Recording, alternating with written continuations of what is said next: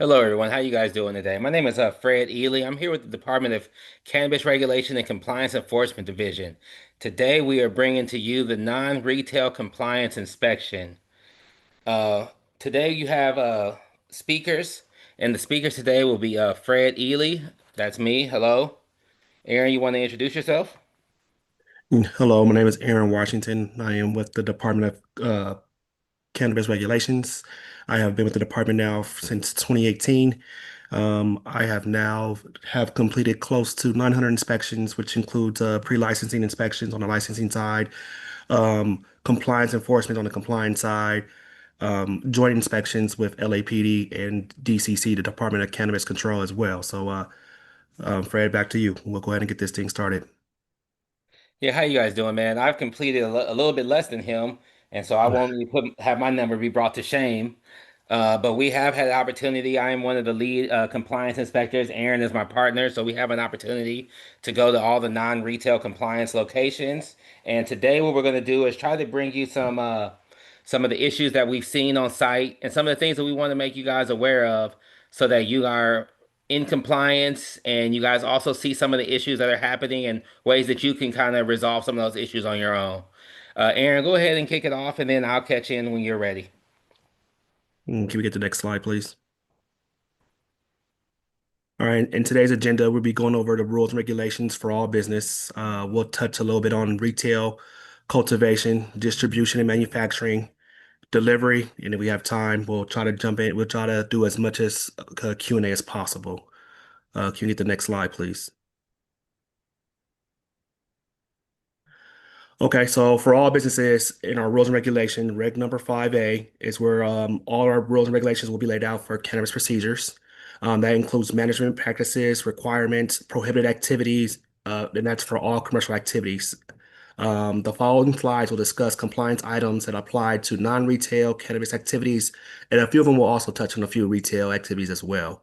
Can we get the next slide, please?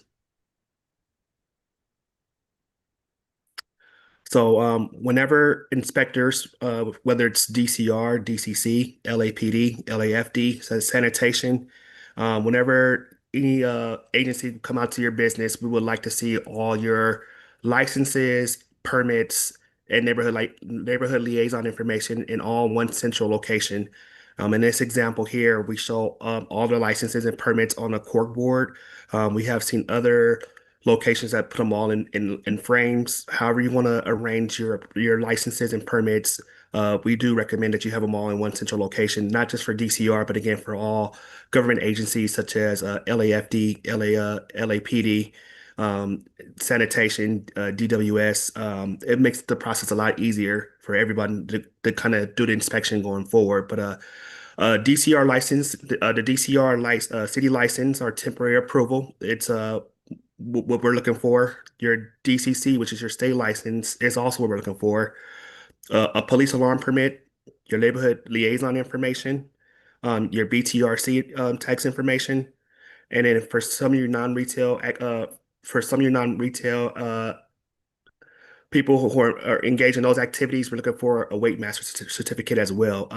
So we'll touch on that a little bit later on in the process. But these are the few items that we're looking for to be on the cork board or in frames in one central location as we come out to do your compliance inspection. Can we Hey, get the before you next? skip to the next slide, please verify that your neighborhood liaison is the same person that you have on file with DCR. So please, we understand that people change roles and change positions. Please make sure that you're working with your analyst, your licensing analyst, to make sure that your neighborhood liaison is in alignment with that. We'll go And ahead, Aaron. thank you, Fred, for that. Also, for retailers, we would recommend all neighborhood liaison information be put on the outermost portion of your business, where the public can view it, where they don't have to actually enter your business in order to view your neighborhood liaison information. That's for retail. For non-retail operators, we recommend your neighborhood liaison information stay on the inside of your business. Therefore, you're not a target for anyone that's not that shouldn't be in your business. So again, if you're retail, you have a dispensary, storefront, we want to make sure that your neighborhood liaison is public facing. If you're not engaged in non-retail, cultivation, manufacturing, distribution, or testing, We want all your neighborhood liaison information to be on the inside of your business where it's not public facing. We can move to the next slide, please. All employees must wear ID badges during operations. On the ID badges, we're noticing that a lot of places we go doesn't have the whole information in its entirety. But these are the things that we're looking for as DCR comes out to your business. If they're employed under you, and they should be wearing a ID badge, but the ID badge should include the licensing business entity name or a DBA. It can be one or the other. It doesn't have to be both. If it does have both, that is great. um, your DCR core number. So that would be your city record number. Usually they begin with a LA-R -31. 3 stands for phase three. 1 stands for round one. But after that comes a set of numbers, which usually comes down to your core number. No matter what the fiscal year we're in, whether it's 2024 or 2025, your core number will always stay the same. So instead of putting the long LA-R number, just putting your core number on your badges will be sufficient, and you'll pass your compliance inspection on the badge portion if you have your DCR core number. Um, Also, we recommend a photo ID. Make sure you have a photo of your face, a clear picture of your face. We don't want to see any pets. We don't want to see a side of your face. Please make your picture look as professional as possible, as if you're going to the DMV taking a government picture. Um, Please refer to our rules and regulations for proper specs on how big the picture should be, how wide it should be. All that will be in our rules and regs. But on this screen, on this screen here will be a example of what a compliant badge will look like. Again, it has the entity business name and DBA. So again, and it doesn't have to be both. It can be one or the other. It has a photo that's in compliance. You're looking straight ahead. There's no pets. There's nothing in the picture that will alter the picture at all. It has his employee number on the badge. Employee number is very important, but also I want to also let you guys know that this employee number on your badge should also correlate to your employee number that's inside his file as well. So inside of his employee file, this record number, this employee ID number should also correlate to his badge and also to his file. Um, DCR core number, and then the DCC record also part of the regulations is to also have their state number attached to the badge as well. Fred, you have anything to add here? No, it was just brought to my attention that we should mention that when you're referring to your DCR core number, you want to make sure it's that 6-digit number that falls right in the middle. And so make sure that you're utilizing that. And everything else that you said is right on face. Yeah, we have been to a couple locations where they have included pets or like where they're slightly covering their face with hats and beanies. And we just say that, we like a clear face forward picture for that situation. But I think everything else is perfect, man. I mean, Perfect. Can we get the next slide, please? Okay. This next slide is in regards to metrics and inventory. The point of sale system must be compatible with metrics. So a lot of times, when we go out and we're doing inventory check or metric checks, a lot of people are not checking metric of what their inventory should look like as well. People may be rectifying or adding inventory into a secondary database, which is fine. However, in order to be compliant from city and state, all inventory must be rectified and added using the metric system. So, invert, divert, or stolen products. It's strictly prohibited to possess, sell, or use any products that cannot be identified in the state track and trace system. Divert cannabis goods to an unlawful establishment, sell, cultivate, distribute, or manufacture unlicensed or stolen cannabis goods. Product inventory sales and track and trace. Licensees are expected to maintain an accurate record of his inventory as required by state and abide by all track and trace requirements at all times. So again, um, some good practices that Fred and I has seen in the field, that every time you receive inventory from a distribution center, a good practice is maybe to count all that you have on hand in the store currently, plus count what you have that's coming into the store That would be good ways of keeping up with inventory and good track and trace measures. Doing cycle counts as frequently as possible. We've seen people do cycle counts as on a weekly basis, on a monthly basis. We're not here to tell you guys exactly how to run your business, but it's very important that you guys are keeping up with inventory. And that's on all levels. And no longer if you, it doesn't matter if you're doing retail, non-retail. It's always good to do cycle counts and always good to track. It's by law that you tracking things properly in metric and any other inventory basis that you may have in your store. Fred, anything to add here? Yeah, then also you guys want to ensure that, especially with the cultivations, as you guys move things from the flower room into the harvest, trim, dry room, you want to make sure that that product is maintaining its UID and the UID is going with the product. And so that's something extremely important. Sometimes we do notice that we go to locations and there's a lot of inconsistencies when you take things out of the flower room and move them into the harvest. There has to be some clear system that allows us to search and find the product, right? So ensure that you're just you know, making it easy for us because the more that we have to dig into things, the more we have to dig into things, right? So if you have everything right above face and right above ground, it's super easy for us to get through your system. Thank you, Aaron. Can we get the next slide, please? Video surveillance. I know we talk a lot about video surveillance, but as we still go on to inspections, we're noticing that people are still lacking when it comes to video surveillance. Again, the department doesn't tell you how many cameras you should have, but we do tell you what the requirements are. But your cameras must be able to operate 24/7. They must have a minimum solution of 1280 by 720 pixels. They must be permanently mounted in a fixed position. Um, Cameras must be able to record a minimum of 90 days and secure in a manner which prevents from tampering and theft. The video surveillance system must be equipped with a failure notification feature that provides notification to the licensee of any interruptions or failure of video surveillance equipment or video surveillance storage device.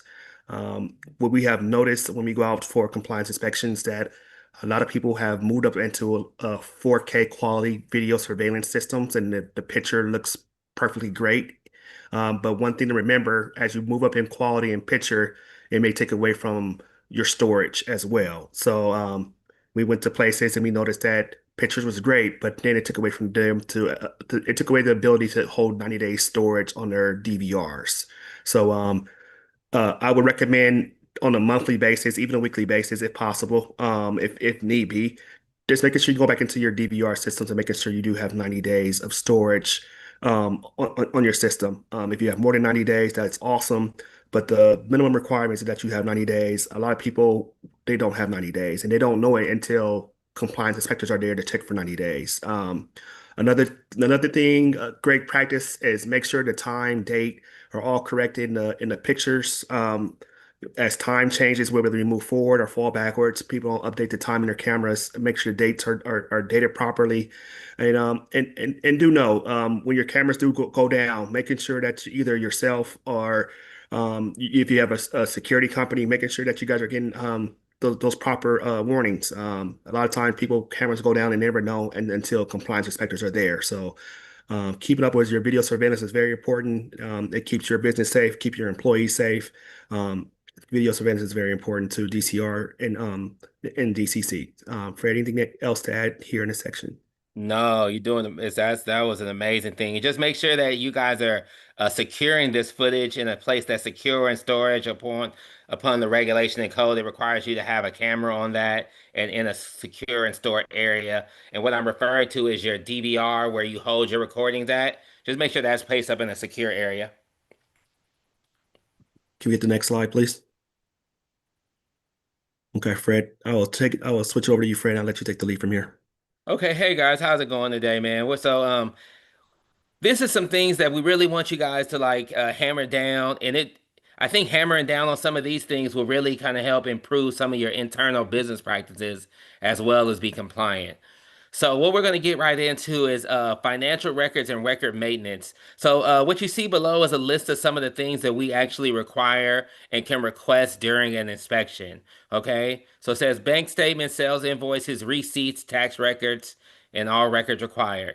Oftentimes, what we'll do is best practices include metric transport. So what I'll do is I'll request a sales invoice. And so when I say, okay, let me see a sales invoice. What I'm expecting to see with a sales invoice is a metric transport sheet, right? Because we want to ensure that this thing is being tracked throughout its movement to wherever it's going. And then we also want to see a sales invoice.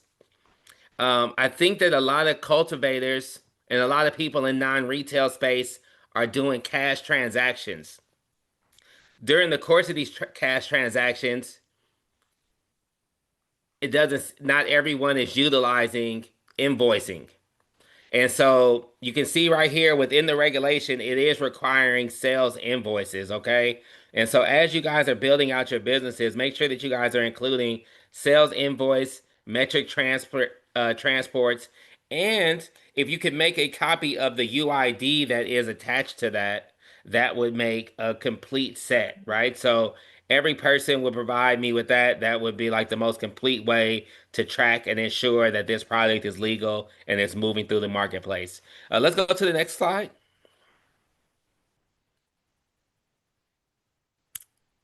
Okay. So now we're into your personnel records. Okay. So this is something that a lot of if you have a large company, then a lot of times this is taken care of.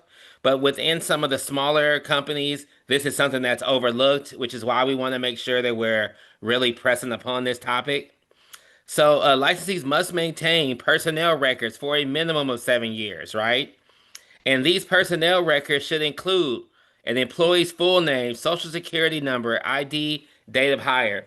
Now, this information is normally best captured through a employment application, through a W-4 I-9, right? So I recently was at a location and they did not have this paperwork. And so they tried to submit me these separate documents individually. It would be best practice if we just keep these informations on an employee application, W-4, I-9. That way, when I come, we're ready to go. The driver's license, I noticed that a lot of people, especially younger people, don't carry their ID all the time. So it may be best as an employer that you keep a license or a copy of their ID on file, okay? All right, so we can go to the next slide. And before we get too much away from that previous slide, remember that Correct. can be, yes? I'm sorry. Keep them electronic or physical are sufficient as well. So whether you have hard copies in a manila folder or you have them in a electronically somewhere on a hard drive somewhere, that's fine as well. So doesn't have to be physical hard copies. It can also be on a computer in a database as well. But go ahead. That's an excellent point, and I'm glad you brought that up, man. So, as we move on to training records, this is something that's been missing at a lot of locations, and we'd like to provide some clarification with regards to training records, right?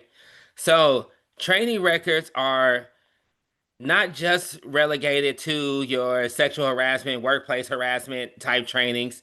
These are also cannabis-based trainings, right? And the trainings that we'd like to see is mandatory DCR access, right? Mandatory DCC access. If you are doing the penny rule, right? We want to see that you're training your staff in Regulation 5. You want to train your staff to the level of like if we do a drop up or a pop up at your facility, and let's say we're unannounced, your staff that are on hand can handle the questions and handle certain things and essentially have an idea of what Regulation 5 is. So the training records are something that we're really lacking in the industry, and what we have here is we've created a little log here. It says employee training log, the program, the day, the date, and then there in number, date, employee ID, and you can feel free to use that as a template for the rest of your employee training. What a good point of reference is that you take these employee trainings and then you stick it in the individual employee's file. So as they complete the trainings, maybe there's a running log of all the trainings that they have completed. Okay. So let's go on to the next. Aaron, is there anything I'm missing? No, you're doing a great job. Keep going, Fred. All right. Go ahead to the next slide, please. Okay, so this is a business premises diagram of a retail location. So this may not be as applicable to the non-retail locations, but what we can use it as is a way that we identify what areas are at the facility, right? So as we're moving through your facility, and so what we're going to do is we're going to do a business premises diagram check. That's going to be one of the requirements that we have to hit as inspectors. So what we're looking to see is that what you presented to DCR when you opened your facility through your initial inspection is how the facility is still laid out. Some of the common mistakes that we find is that you may transform a flower room into a trim room. You may bring in another, you may have added an additional license, and now what you had labeled as a flower room is now a manufacturing room. So oftentimes it's lots of mislabeling. One of my other inspectors asked me to bring to the attention that you also have camera locations placed on these business premises diagrams. Ensure that the cameras are in the right locations. You may get to your business and you may realize after day 3 or 4 that the camera locations that you submitted don't work for the best security for your team. Work with your licensing analyst to get the new business premises diagram updated, okay? This is something that we find at a lot of locations, and it ends up being one of the more consistent notice to corrects that we issue. Next slide, please. Okay, limited access log. So this is something that, once again, these are all things that we see, and we're trying to bring it to your attention so that you don't make the same mistakes as previous licensees. So every person, especially with respect to like non-retail locations, there needs to be a limited access log. A limited access area is any place that cannabis is stored, right? So in your flower room, in your hallway. So best practices that we've seen is if you have a long hallway and cultivation and clone room and everything else essentially in that long hallway, then what you can do is place that limited access log. We are not looking for you to track your own employees moving throughout the business, right? Your cameras can do that pretty well. What we're looking for is for you to track any non-employees moving through the facility. You have an HVAC person come, you have an electrical guy come, you have you know, another crew that comes at night, right? All these people need to be tracked throughout the facility. So you can look here and kind of see some of the criteria that we're looking to see hit on that limited access log. Okay. Is this a written log? Yep. Oh, so we have seen lots of locations that are moving to electronically keeping this log. Once again, this how you keep it is up to you. If it's a access, if it's in writing, fine. If it's electronic, that's fine as well. We just need to be able to access it during the point of the inspection, right? So thank you so much. Let's go to the next slide. Okay. So these are some of the prohibited activities in which we've encountered along the way, and we'd like to point out to you guys, right? Because these things can really end you into a bad situation with the department, right? So prohibited activities, adult entertainment, drive up and walk up orders. If you're a non-retail, you shouldn't have any of those. No on-site consumption, no free samples. I think all of that is pretty clear. And if you guys have questions, then we can answer that at the end of your questions. Next slide. Okay, now we're getting into cultivation, right? Cultivation is one of the backbones of what we're doing here. So go ahead and go to that next slide for me.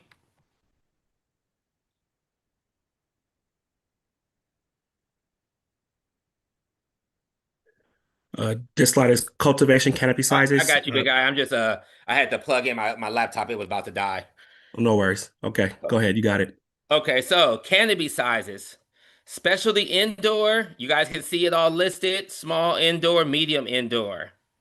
Vertical grow racks. So recently we went to facilities and we've noticed that facilities are using vertical grow racks. And I think let's not assume why they're doing that, right? Maybe they want to increase their yield within the facility. However, you can look at the calculation down here, which says your bottom canopy size. So whatever your floor is, if you have whatever that square footage is, and you can exclude the rows that you use to walk through, and then you take that number, and then you multiply that by the number of vertical grows. So if you go up one level, two levels, three levels, right? So if you have a room with a five level vertical grow, that may potentially put your cultivation size or canopy size in danger, right? Because you're already extending it quite high within one room, right? So imagine if you had four rooms with five vertical canopies, right? Even though your base canopy level may be at the 10,000 square foot mark, once you add the five on top of that, then you start to get into like a 50,000 square foot canopy, and that becomes problematic for the licensing that you have. So do me a favor, look at your facilities, mark this down because this will be something that will greatly impact your business. Next slide, please. Okay. Another thing, right? This is something that is has been an ongoing issue, and we'd like to kind of like tackle it today. Um, you guys can read the code right in front of you. Proper ventilation and air filters to ensure cannabis odors cannot be detected from the outside of the business premises. Oftentimes, we become blind to the smell of cannabis if you're working in a cultivation, but people that are in your communities or in the area, they're not blind to it, and they can smell it from down the street. So check and change out your air filters as needed to remain in compliance with regulation. While you're looking at this slide, I want you to think about when's the last time you checked your air filters at your facility. When's the last time you replaced the air filters at your facility, right? And how often are you doing that? Okay, thank you. Next slide, please. Real quick, Fred. Yeah, please, Can I sir. say that the ventilation and air exhaust, this applies for all activity. So no matter if you're engaged in retail, cultivation, manufacturing, distribution, I think as we pull up to your facility, if we get out the car and the first thing we smell is cannabis, I think we're definitely gonna mark you down for not having proper ventilation at your facility. So this doesn't just apply to cultivation, but this does apply to all operators in all activity. So make sure filters are being changed not only in cultivations but also in retails, distributions, and manufacturers as well. Go ahead, Fred. Man, excellent point. Let's go to the next slide.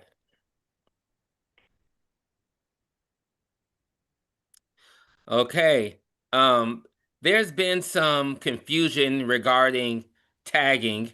So this comes directly from the state regarding what their tagging requirements are. So from today forth, let there be no confusion about what the tagging requirements are.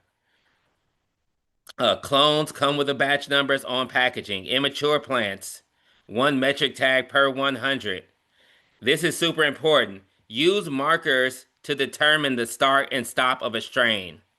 When we come to the facility, we don't want to have to determine where lemon cherry gelato starts at and where platinum lemon cherry gelato begins, right? We want to be able to walk into the facility and there should be clear markers, whether they are tags, flags, however you choose to express yourself.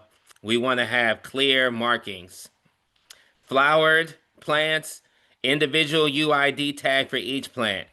There's been some confusion, and like I say, this is to hopefully clear all this confusion up. All mothers must be individually tagged, right? We're going to say that again. All mothers must be individually tagged.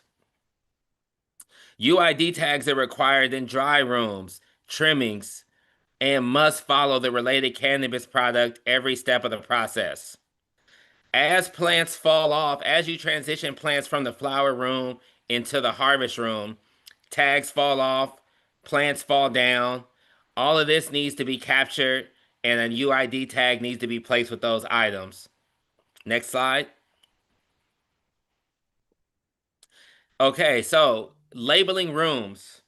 The state has started to move in a direction where they are coming out and um, requiring cultivations to label each room, and the label should be in accord with what's in metric. So when you're in metric, you'll have room one, and obviously we have an example right here, and you can look at it. It says room one. It lets you know what week they're in. You know, you can have the lighting schedule on if you want, the day that you plant it, the day that you harvest, right? And then this person here put a little mark on there that says change air filter, right after the harvest. And then what you'll see here below is strains. So they'll say lemon cherry gelato, 200 strains, um, just a regular gelato, 100, and then some kind of OG, 50. That makes it like the easier that we can establish what's on metric, and then we come and we walking down the alley or walking down the hallway and we say, oh, metric room one, this LCG gelato OG, and it all matches with that. It's just another thing to show how you're conducting a professional space, right? And that's I think what we want to do is migrate this toward just a more professional reflection. Next slide.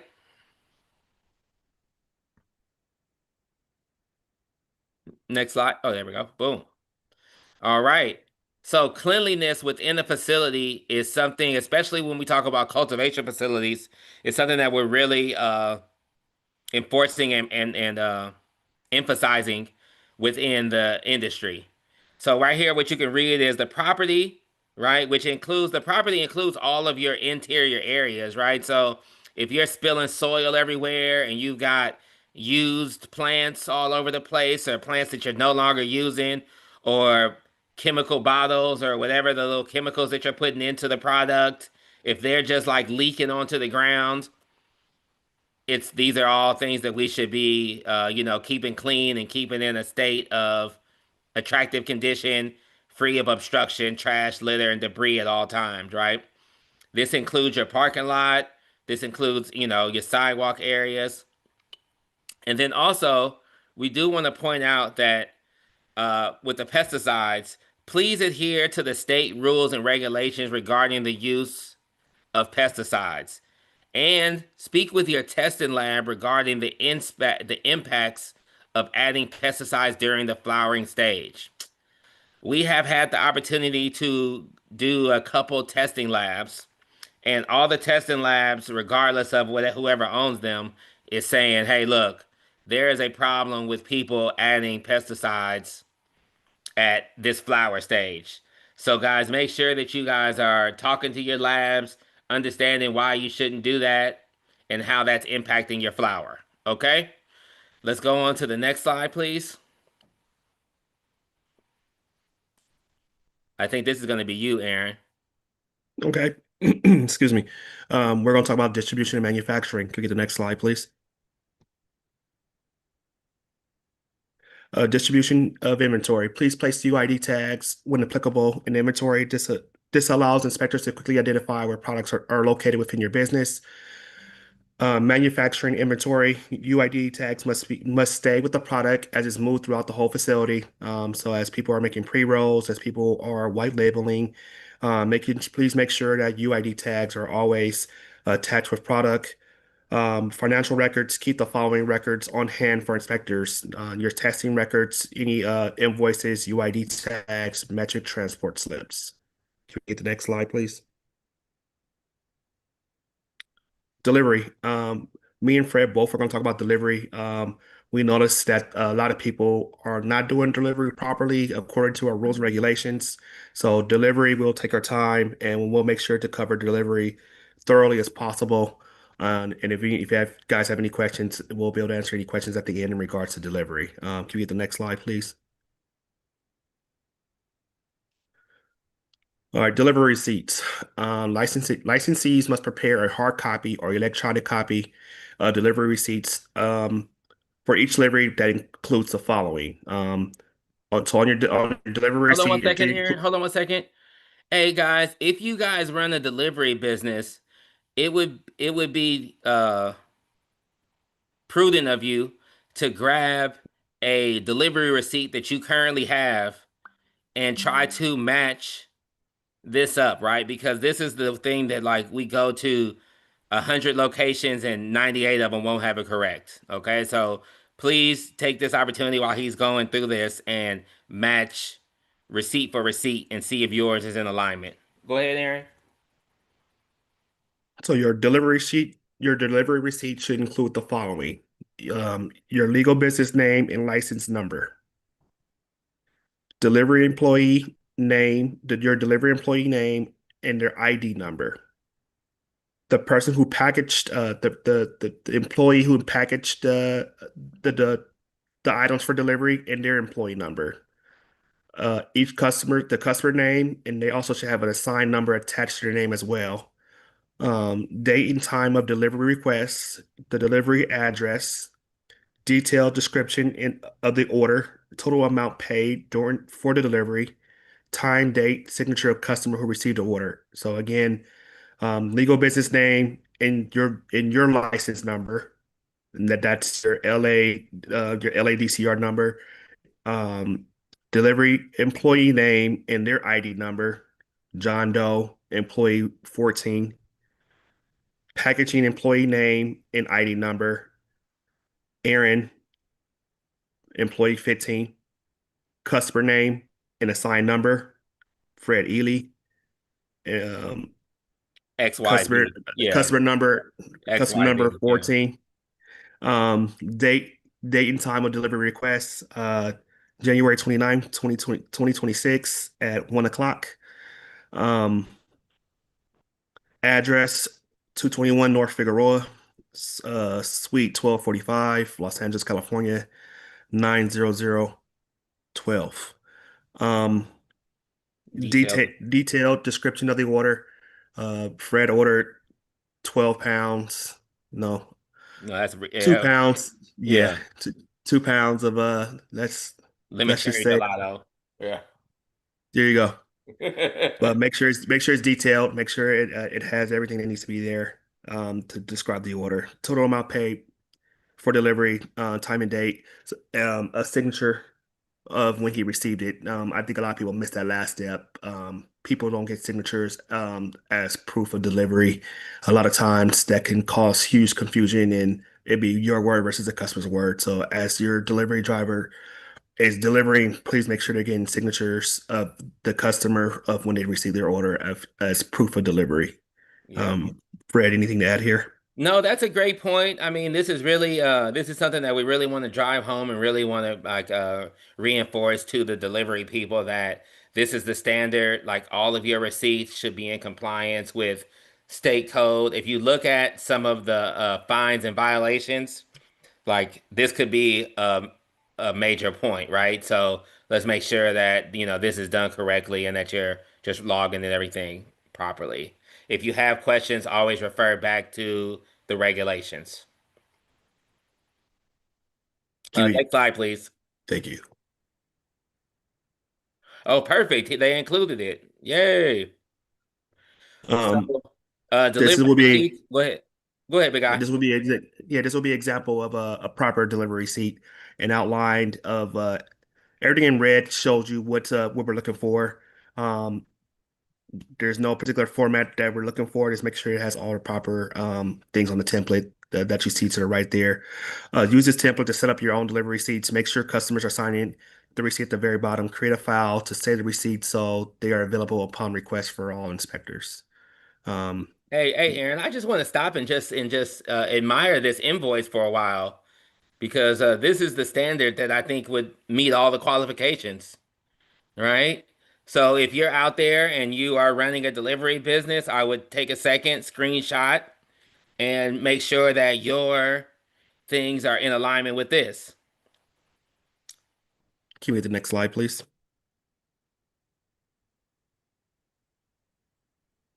I'll Fred, you take want to this take over one. here? Yeah, I'll take this one.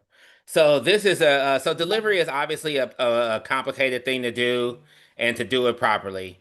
So these are some of the things that we really want to just highlight again, and so I'm just gonna keep saying that word just so you guys all stay with me. So if you look here, this is a cannabis delivery vehicle placard. So we refer to that as a DVP, right? And so as a owner of a delivery, you must register all of your vehicles with DCR within 30 days. Even if you don't own the vehicle, so there's been a couple models that we've seen in the field. One is that all the vehicles are owned by the store, and then the people that are doing the delivery are just utilizing the vehicles. Even in that case, it's super easy to register all the vehicles because you're the owner. But even if you're not the owner and people are using their individual vehicles, then they still have to be registered with DCR. So either way you go, all of your vehicles need to be registered with DCR. Right down here, you can see notified DCR of fleet changes via email at dcrcompliance@lacity.org. Okay. And so this is going to be a great thing if you are running a delivery service. There's so many benefits when your vehicle is registered. It's just so easy. So thank you guys so much for doing that. And let's go to the next slide. Deep, Oh, go the ahead, Aaron. vehicle placards should always be kept in the car at all times during delivery. So as long as the vehicle is used as delivery vehicles, please make sure your vehicle placard cards are kept inside the glove box of the vehicle. We can do the next slide. You take this one, Aaron. Okay. Distribution of transportation, do's and don'ts. Oh, this is also delivered. I'm sorry, this is delivery transportation. Travel in an enclosed vehicle. Keep product out of view from the public. Have a attached GPS tracking device active inside the vehicle during operation hours. Do not leave product unattended in vehicle unless it's locked and armed with an active alarm system. Do not use personal or business phones or tablets as a GPS. Excuse I me, as think, your GPS device. Aaron, could you say that one more time for them? That last one? Uh, Yeah, please do not use your personal or business phone or tablets as a GPS device.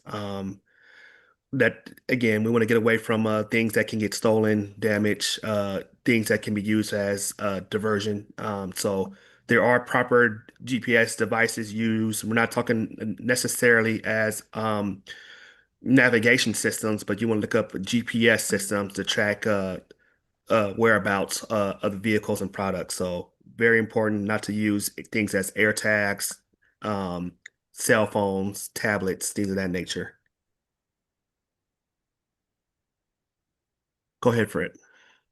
Okay, I'm just responding to a couple questions inside of the question and answer thing. So they are getting answered. All your questions will get answered in real time. Um, let's go down and let's minimize this. Can we get the next slide, please? Yep, next slide, please. Okay, Um, go ahead. You want to take this one? Sure. Age verification. Age verification is required for all cannabis sales during point of sale and point of delivery. All employees must be trained in using the device. No product should be sold without verifying the customer's age via age verification device. In retail establishments like dispensaries, um, age verification should be happening twice. Once when they enter your business, once again when they all are checking out and making a transaction. Same thing for delivery. Age verification should be verified online when someone makes an order, and then a second time when the order is being delivered at for the customer. So a double check of age verification should be always done, whether it's in delivery or if it's inside a brick and mortar storefront facility. IDs must be checked at delivery, whether it's saved in a point of sale system or presented as a physical card. So make sure we're doing two checks every time we're doing actual deliveries and sales. Again, that's a major violation. So whether you're coming into the store, want to get them into the facility, one again when they purchase. Another thing that I would be double checking is expiration dates, making sure that the people are using valid IDs, whether it's a driver's license or just a state ID or even a passport. Make sure we're authorizing only valid issued government issued identifications. Fred, anything to Before add on this slide? Yeah, before we get out of here with this one, one of the things is some systems, like you may have a proprietary POS system, and I don't want to highlight anyone as to show preferential treatment to one person, but you may have a POS system that uh, holds a person's ID, right? So they've been a customer, they registered on the website, they registered at Canna World, and they have put their ID in the system. You can utilize that ID with that is within the system to verify the ID. However, if there is no ID within the system, an ID check or electronic age verification needs to be made at the site, right? So not just during the point of sale, but the point of delivery as well. So when you pull up to the house or pull up to the place of employment and you say, hey, Malcolm, show me your ID. Okay, boom, we got you, and now we're ready to go. Okay. So that's just something that's not happening at a lot of sites, and we're ending up writing a lot of violations for that. And, we'd like to leave you guys with a clean bill of health. Okay. Aaron, go ahead. Next slide. Uh, I'll hop in here because I think these are some other prohibited activities we want to cover. Let me close this out. So these are some other prohibited activities: curbside delivery, drive-through, or walk-up windows. Access to the public. If you're a delivery, there should be no reason that somebody is standing outside your business waiting on a delivery, right? So no public should have access. There are also no on-site orders. Somebody can't order from inside your business. Delivery to the licensed premises and storefront retail activity without the license type. Whether goods are viewable in person to the public, and you guys can go through that. So these are some other prohibited activities. Please make sure you're adhering to these rules and regulations. Next slide, please.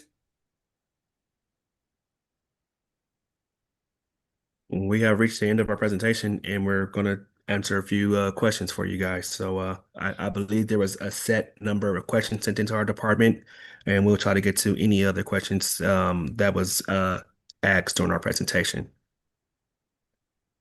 Thank you, Aaron and Fred. We have a few questions, and I see we have 10 minutes, so I will try to talk fast. Our first question comes from Orlando P.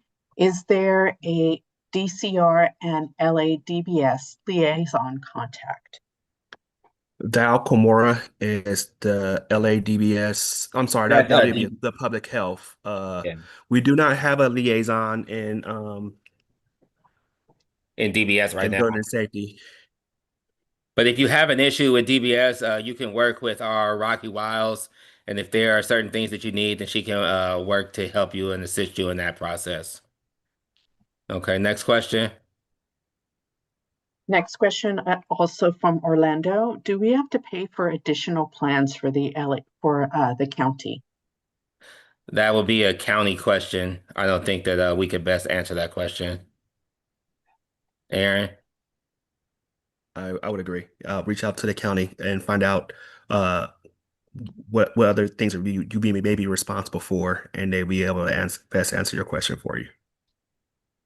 Our next question comes from Diana S. Will your annual compliance inspections include hazardous materials regulations required by the California Health and Safety Code?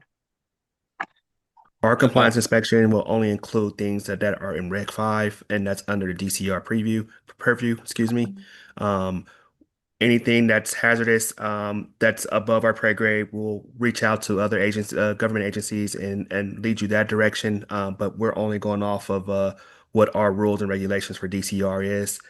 And Fred, feel free to add any more input you may have. no, you hit the nail right on the head. We just focus on Reg 5. Next question. Let's see, from Tiffany W. She asks, why are licensees being subjected to this inspection when the state also inspects? Also, why are operating permits and health department decals or deals required? Uh, Go ahead. Go ahead, Aaron. Go ahead, Aaron, and then I'll clean up the rear. Okay. Um, each agency you have a license from are subject to have their own inspection process. Um, DCR and DCC, as much as we work together, we do also work separately. A lot of times you haven't had a DCR inspection since your pre-licensing inspection. So a lot of times we're coming out to do our first compliance inspection to kind of lead you down the right path. If there's anything out of compliance on your first compliance inspection, we issue what's called a notice to correct. Your analyst will work with you to get those things corrected. Your second inspection, we're going to be going a little bit further and issuing things as a notice of violation, notice of rectification, and even notice of excuse me, notice of suspension. So it's Yeah. very important that as you go through these compliance inspections, that you pay attention to the very first one. Uh, we're allowing you guys to get on a compliance path that's no charge to you the first go around. Then that will be Uh-huh. your notice to correct.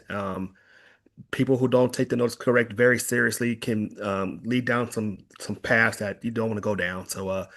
Um, again, the DCC has their own set of inspections that they do their standalone inspections. Other agencies such as sanitation, LAFD, Yeah. LAPD, they have their own scheduled inspections. As much as we work together, we also do work separately as well. Um, Yeah. I think you hit the nail on the head. I mean, it's a highly regulated space, and different groups have their own need to regulate the industry. So, that's kind of how that's unfolding.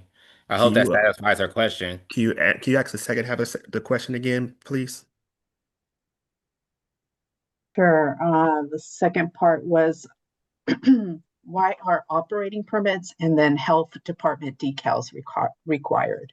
So for health decals, again, that would be a question for public health. We would recommend that you reach out to the Department of Public Health. Again, that would be Thal Komora. That would be our liaison for them, and ask why decals are required. Operating permits based off the different chemicals, based off of different procedures that you may be engaged in. You would need the proper permits and proper licenses to be engaged in those type of activities. So, And I think the um, health permit thing comes from like just a cleanliness standard. So like we have a cleanliness section within our regulations and codes, but it isn't as robust as what the health department offers. So I think that could be some of that ground. But let's go ahead and move to the next question without spending too much time on that one. Sure, thanks. The next one is from Logan F. Are inspections for new licenses conducted remote or does LADCR conduct them in person now? all compliance inspections have always been in person. Only inspections that were ever remote was the pre-licensing inspections. That will be two separate divisions within DCR. If you having a compliance inspection done, we'll always be there in person until we're notified otherwise by supervisors. If you ever got a virtual inspection done, most likely it was a pre-licensing inspection. Um, that would be our partners in the licensing side. So if it's compliance, we'll be there in person for you. We'll schedule it. You'll get an email, let you know what day in a window of time we'll be out, and we'll go ahead and get that set up for you guys. Excellent. I don't have anything to add to that. What's the next question? This one comes from Nicole M. What is the fee for the annual compliance inspection? Fees are assessed through the licensing renewal schedule. I do not have the number in front of me. We can get this information out to you on a follow-up schedule, but it also is in our fee schedule inside our rules and regs. I know people are going to be invoiced for inspections very soon. If you haven't been, and if you didn't get charged for a compliance inspection on your last renewal schedule, then those fees are coming up soon. But that number can be found in our rules and regulations for you. Can we get the next question, please? Sure, from Maurice T. Did DCR conduct annual compliance inspections for non-retail license prior to this webinar? So we have been conducting non-retail compliance um, inspections on non-retail operators. We have been out to cultivators, people who are engaged in distribution, manufacturing, and testing. Same process as we mentioned earlier. If there's any deficiencies during the inspections, they're issued what's called a notice to correct. So we are working with people in the non-retail space on compliance inspections, and we're going to continue to do these kind of non-compliance inspections throughout the whole year until we're get through everybody. So yes, we have been doing non-retail Non-retail compliance compliance inspections. inspection. Yes, thank you. Yeah, we've been doing quite a few, and it's been a robust journey. And that's how we're able to come and provide you guys with some of these commonly missed issues, and so that hopefully the people that got the inspection prior to this can be the example for the people that are getting the inspection in the upcoming times. Our Is it? next question comes from Leo L. Sorry if I interrupted. No What worries. happens? Okay. What happens when we aren't open yet? Okay, so if you are not open, and by open, I'm going to assume that you mean non-operational at that time. You can so we'll send you an email which schedules your inspection. You can tell us that you're non-operational. We will then perform a visual inspection, like drive by, visually see if the business is non-operational, and then we will internally move it to non-operational status. However, that internal movement of non-operational status does not impact the status of your license. So if you have a temporary approval, you being non-operational does not affect that. If it's just that you're not open that day, then yeah, we want an inspection, but let's see.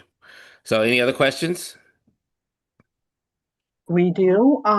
What kind of certification does a security guard need if armed? In retail establishments, we have said that a guard card should be held if they are carrying a firearm. They need a firearm permit.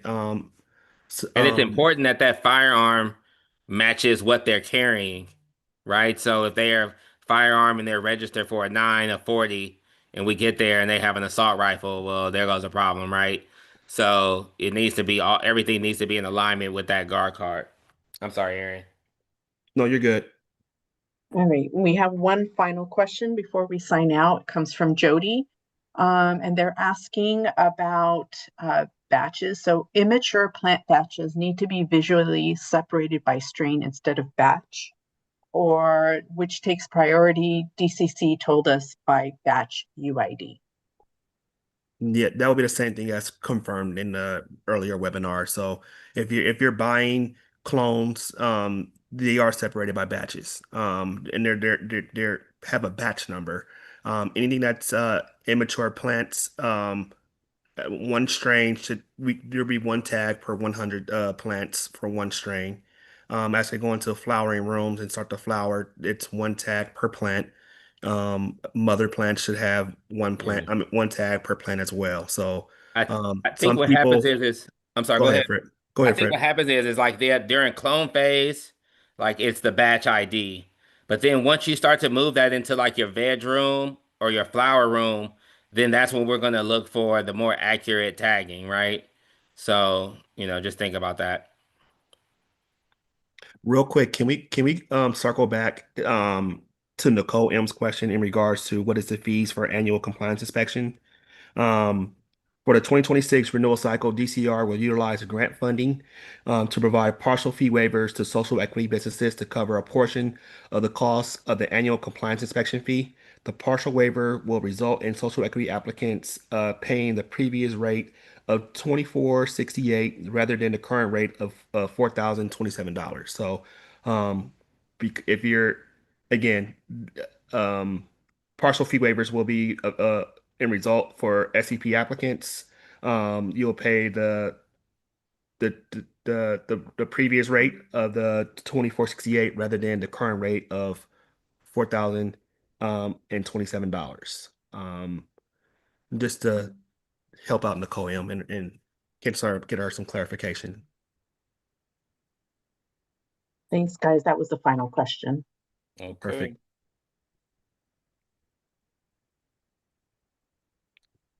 Well, we do thank you guys for attending today's non-compliance webinar. If you do have any more questions, we recommend you do reach out to dcrcompliance@lec.org. Fred and staff, I do thank you for your time today. We'll see you guys on the next compliance webinar. Thank you. Have a good day.